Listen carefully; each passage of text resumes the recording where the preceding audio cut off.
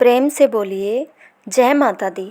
आज हम आपके लिए लेकर आए हैं माँ चंद्रघंटा व्रत कथा, नवरात्रि में तीसरे दिन की व्रत कथा। तो चलिए जानते हैं। जानने से पहले प्लीज़ हमारे चैनल को लाइक शेयर सब्सक्राइब ज़रूर करें। तो चलिए जानते हैं। माँ दुर्गा जी की तीसरी शक्ति का नाम चंद्रघंटा है। नवरात्रि उपासना में तीसरे दिन इन्हीं के विग्रह का पूजन आराधना किया जाता है। इनका यह स्वरूप परम शांतिदायक और कल्याणकारी है। इनके मस्तक में घंटे के आकार का अर्धचंद्र है। इसी कारण से इन्हें चंद्रघंटा देवी कहा जाता है। इनके शरीर का रंग स्वर्ण के समान चमकीला है। इनका वाहन सिंह है। हमें चाहिए कि अपने मन, वचन, कर्म एवं काया को विहित विधि विधान के अनुसार पूर्णतः परिशुद्ध एवं पवित्र करके माँ चंद्रघंटा के शरणागत होकर उनकी उपासना आराधना में तत्पर हो। उनकी उपासना से हमें समस्त सांसारिक कष्टों से विमुक्त होकर सहज ही परम पद के अधिकारी बन सकते हैं। तो चलिए जानते हैं कथा के बारे में। महिषासुर का वध। ऋषि बोले, महाअसुर चिक्सुर सेनापति ने जब यह देखा कि सेना तो इस प्रकार मारी जा रही है, तब उसे बड़ा क्रोध उत्पन्न हो गया और वह स्वयं भी अंबिका के साथ युद्ध करने निकल पड़ा। युद्ध में जाकर उसने देवी जी पर बाणों की इस प्रकार वर्षा की जैसे मेघ सुमेरु पर्वत की चोटी पर जाकर जलधारा बरसा रहा हो। तब देवी ने उसके बाण समूह का खेत में ही काट दिया। फिर ब्राह्मणों द्वारा उसके सारथी घोड़ों को मार डाला। फिर झटपट उसका धनुष और ऊंची लहराती ध्वजा काटकर गिरा दिए। जब उसका धनुष कट चुका था, तब वह बिना रथ के पैदल तलवार ढाल लेकर देवी के रथ की ओर दौड़ा। तेज तलवार से सिंह पर जाते ही प्रहार कर दिया। फिर देवी जी की वाम भुजा पर जोर से प्रहार किया। हे राजन, जो ही उसकी तलवार देवी की भुजा पर पड़ी तो ही टूट गई। फिर असुर ने क्रोध से आंखें लाल लाल करके शूल पकड़ लिया। भद्रकाली जी पर उस दैत्य ने शूल डाल दिया। वह शूल इस प्रकार चमकता जैसे कि आकाश से सूर्य मंडल गिर रहा हो। देवी जी ने अपनी ओर आते हुए त्रिशूल को देखकर उस पर अपना शूल चला दिया, जिससे वह शूल सैकड़ों टुकड़े हो गया। साथ में उस चिक्सुर महादैत्य के प्राण निकल गए। देवी जी ने शिला एवं वृक्ष आदि से युद्ध में उदग्र को मार डाला। फिर कराल को भी दांतों, मुक्कों एवं थप्पड़ों के द्वारा मार गिराया। क्रोध में परिपूर्ण देवी ने गदा की चोटों से उद्धता को चूर चूर कर दिया। भेनिदेपाल शास्त्र द्वारा वास्कल तथा बाणों द्वारा उग्रवीर्य महाहनु नाम के दैत्य को त्रिशूल के द्वारा मार दिया। तलवार से विडाल कर सिर धड़ से अलग कर दिया। दूरधर और दुर्मुख इन दोनों को बाणों द्वारा यमपुरी पहुंचा दिया। इस प्रकार अपनी सेना का नाश होता देखकर भैंसे का रूप बनाकर महिषासुर उन गणों को डराने लगा। कुछ एक गणों में पर अपने नथुनों से प्रहार किया, दूसरों को सिंगों से फाड़ा। कुछ एक को वेग द्वारा, दूसरों को सिंहनाद द्वारा और घूमने से अन्यों को श्वास वायु द्वारा पृथ्वी पर गिराया। इस प्रकार गण सेना को गिराकर वह महिष सिंह की ओर झपटा। जो ही सिंह को मारने लगा, तब जगदम्बा को बड़ा क्रोध उत्पन्न हुआ। इधर महापराक्रमी महिषासुर भी क्रोध से पृथ्वी तल को अपने खुरों से खोदने लगा। फिर सिंहों से बड़े ऊंचे ऊंचे पहाड़ उठाकर फेंकने लगा। साथ में गर्जने लगा। वेग के साथ घूमने पर पृथ्वी क्षुब्ध होकर फटने लगी। उसने पूंछ से समुद्र पर प्रहार किया, जिससे क्षुब्ध होकर समुद्र पृथ्वी को चारों ओर से डुबोने लगा। चलायमान होते हुए सिंह के द्वारा छिन्न भिन्न हुए बादल से टुकड़े टुकड़े हो गए। उसके श्वासों की कठोर वायु से उड़ते हुए सैकड़ों पर्वत आकाश से गिरने लगे।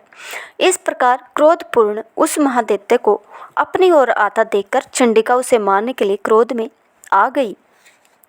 कुपित चंडिका ने उसकी ओर पासा फेंका। वह उसके उसके द्वारा उस दैत्य को बांध लिया। तब तो उस महायुद्ध में बंधे उस दैत्य ने अपने महिषासुर रूप का त्याग कर दिया, झटपट सिंह के रूप में आ गया। जो ही चंडिका उसका सिर काटने लगी, तब तो वह तलवार हाथ में लिए पुरुष दिखाई देने लगा। तब शीघ्रता से तलवार ढाल वाले इस पुरुष को अपने बाणों से देवी ने बींध डाला। अब वह एक बड़ा हाथी हो गया। अपनी सूंड से देवी के सिंह को खींचा, फिर गरजने लगा। उसके खींचते समय अपनी खड्ग के द्वारा देवी ने उसकी सूंड को काट दिया। फिर वह महादैत्य भैंसे के रूप में आ गया और चराचर त्रिलोकी को सताने लगा। तो जगदम्बा जगत माता चंडिका क्रोध में आकर फिर उत्तम मधुपान करने लगी और लाल लाल नेत्र करके हंसने लगी। वह दैत्य भी बल पराक्रम के मद में उन्मत्त होकर गरजने लगा और अपने सींगों से पहाड़ उठाकर देवी की ओर फेंकने लगा। देवी जी ने भी अपने बाणों के समूह से उसके फेंके हुए पर्वतों को चूर चूर कर दिया। तब सुरापान के मद के कारण लाल लाल नेत्र वाली चंडिका जी ने कुछ अस्त व्यस्त शब्दों में कहा। देवी जी बोली, हे मूढ़, जब तक मैं मधुपान कर लूँ तब तक तू क्षण भर के लिए गरज ले। मेरे द्वारा संग्राम भूमि में तेरा वध हो जाने पर तो शीघ्र ही देवता भी गरजने लगेंगे। ऋषि बोले। इस प्रकार कहकर देवी जी उछलकर उस महादैत्य पर चढ़ गई। पाँव से दबाकर दैत्य के कंठ पर त्रिशूल से वार किया। देवी के पाँव से दबे हुए उस दैत्य ने अपने मुख से बाहर निकलने का प्रयत्न दूसरे रूप में किया। अभी आधा निकला ही पाया था कि देवी जी ने अपने पराक्रम द्वारा उसे वहीं रोक दिया। आधा निकलकर भी उस दैत्य ने युद्ध करना नहीं छोड़ा। तब देवी जी ने अपना तेज तलवार से उसका सिर काट डाला। दैत्य सेना हाहाकार करने लगी। तब उस सारी सेना का भी देवी जी ने नाश कर दिया। सभी देवता अत्यंत प्रसन्न हुए। दिव्य महर्षियों के साथ सभी देवताओं ने स्तुतियाँ की। गंधर्व गायन करने लगे, अप्सराएं नाचने लगी। फिर देवताओं ने माता की स्तुति की। ऋषि बोले, अत्यंत पराक्रमी उस दुरात्म महिषासुर एवं उसकी सेना के देवी द्वारा मारे जाने पर इंद्र आदि देवतागण अपनी वाणियों द्वारा देवी जी की स्तुति करने लगे। जिस देवी जी ने अपनी शक्ति से सारे जगत को व्याप्त कर लिया है, जिसका स्वरूप सभी देवताओं का समूह है, सभी देवता एवं महर्षि जिसकी पूजा किया करते हैं, उस अंबिका देवी को हम प्रणाम करते हैं। वही देवी हमारा मंगल करे। जिसके अतुल प्रभाव को एवं बल को भगवान शेषनाग, ब्रह्मा तथा हरि भी नहीं कह सकते, वही चंडिका देवी सारे जगत के पालन के लिए तथा अमंगल के भय के नाश का विचार करे। जो श्री स्वरूपिणी पुण्यात्माओं के घरों में तो लक्ष्मी स्वरूपा है, पापियों के घरों में दरिद्रता, पवित्र बुद्धि वालों के हृदय में बुद्धि, श्रेष्ठ पुरुष के यहाँ श्रद्धा, कुलीन मनुष्य में लज्जा रूपिणी है। इस प्रकार की है। देवी जी, हम आपको प्रणाम करते हैं। हे भगवती, आप विश्व का पालन करें। हे मातेश्वरी, आपके इस अचिंत्य रूप का, असुरों के सह करने वाले आपके महान पराक्रम का एवं देवता तथा असुरों के समान संग्राम में किए गए आपके अद्भुत चरित्रों का वर्णन हम किस प्रकार कर सकते हैं। हे भगवती, आप संपूर्ण जग का कारण हो। सत्व रजतम इन तीनों गुणों वाली होते हुए भी आप अज्ञेय हो। दोषों के कारण हम लोग आपको जान नहीं सकते। हम तो क्या विष्णु शिव आदि भी आपका पार नहीं पा सकते। आप सबकी आश्रय हो एवं आप आधा अव्यापकर्ता प्राप्रकृति हो। हे देवी जी, सभी युगों में जिसके उच्चारण करने से सभी देवता तृप्त हो, आप ऐसा अचिंत्य महाव्रत स्वरूप हो और संपूर्ण दोषों से रहित इंद्रियों को वश में करने वाले तत्व को ही सार जानने वाले मोक्षार्थी मुनिजन जिसका अभ्यास करते हैं, वह देवी भगवती प्रविद्या आप हो। आप सब स्वरूपा हो। परम पवित्र ऋषिवेद, यजुर्वेद एवं मनोहर उद्गीत के पदों के पाठ से युक्त समावेद का आप विधान हो। वेद त्रयी देवी हो, 6 गुणों से संपन्न आप भगवती हो। सभी शास्त्रों का ज्ञान कराने वाली हे देवी आप मेधा हो। दुर्गम संसार स्वरूप सागर से पार उतारने वाली नौकारूप दुर्गा हो।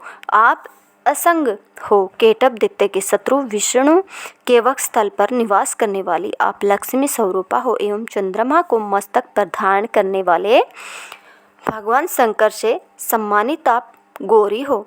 यद्यपि आप इसका मुख सुंदर तथा परिपूर्ण चंद्रमा के बिंब का अनुकरण करने वाला एवं निर्मल मंद मुस्कान से शोभित है।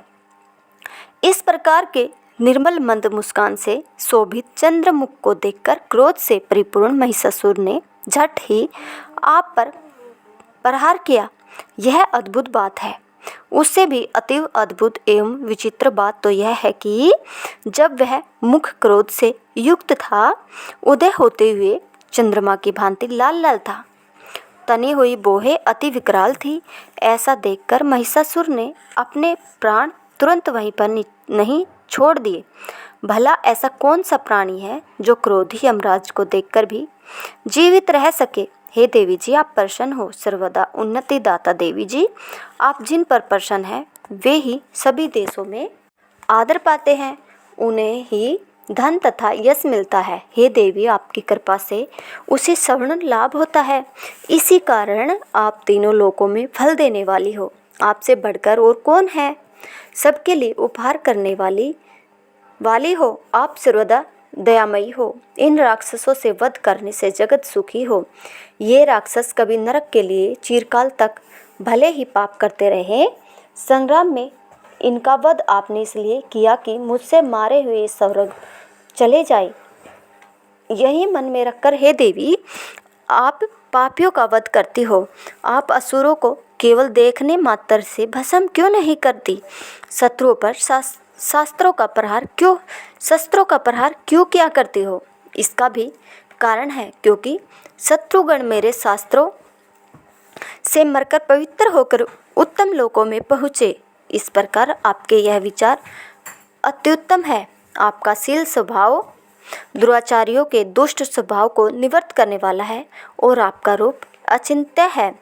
उसकी अन्य किसी के साथ तुलना ही नहीं हो सकती। आपका पराक्रम की तुलना हे देवी किसके साथ हो सकती है। आपके रूप भी तो परम मनोहर है परंतु शत्रुओं को भयदायक है। हे वरदायिनी त्रिलोकी भर में यह आप में ही दिखाई देते हैं।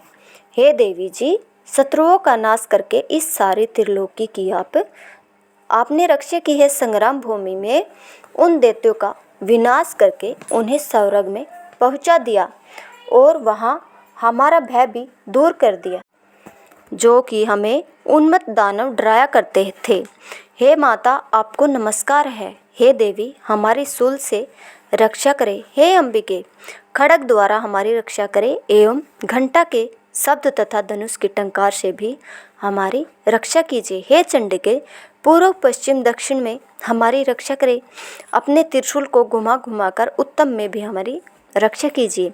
ऋषि बोले। इस प्रकार देवी जी की देवताओं ने स्तुति की और नंदनवन में उत्पन्न हुए फूलों तथा गंध चंदन आदि से जगत की माता की उपासना की।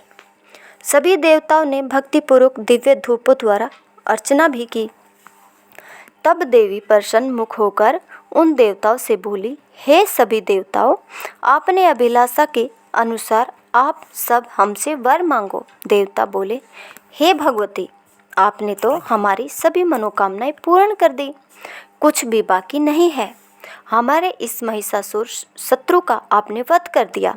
फिर भी यदि प्रसन्नता पूर्वक हमें वर देना चाहती हो तो हे माता यह वर दीजिए कि जब जब भी हम आपका स्मरण करें। हे प्रसन्न वंदने मातेश्वरी जो भी मनुष्य इन स्तुतियों द्वारा आपकी स्तुति करे उसे वित्त सिद्धि वैभव दीजिए। हे अंबिके हम सदा प्रसन्न रहे।